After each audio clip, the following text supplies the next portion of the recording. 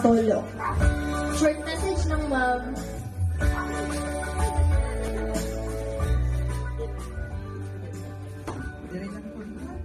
Happy birthday, ma'am.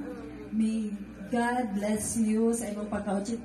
Ang Ginoo magud is 60 years old jud na siya ang iyang gikuan sa Bible, no? Pero 20 years pa yun nga more nga iyang gihatag sa imong, more blessings sa imong kinabuhi uban sa imong pamilya.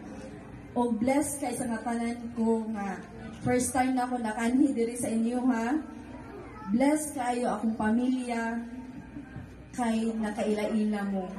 Ingon pa kong bana, maayo gyud kuno mo kayong tao mo lang bisag unsa ka busy, naningkamot gyud ko nga makani kay gitlantaw na ko daan nga ang iyang pag-ingon nga maayo mo kaayo nga pamilya para sa amo. Salamat kay sa nga tanan o ang Ginoo nay magpanalangin kanimo uban sa katibuk-an sa imong pamilya. Ang 2024 mapuno gyud ka sa panalangin uban sa imong mga apo. Amen. Ang Ginoo ang bahala tanan sa tanan nga imong gipangandoy ug imong gipray sa imong birthday. Ug sa imong mga apo nga gihanyo sa Ginoo, ang Ginoo nang mag-bless sa imo. Daghan kay salamat. Happy birthday. Thank you, ma'am. Thank you good sis pag-anhi mga paghatag og time para lang makatambong sa birthday ni mama.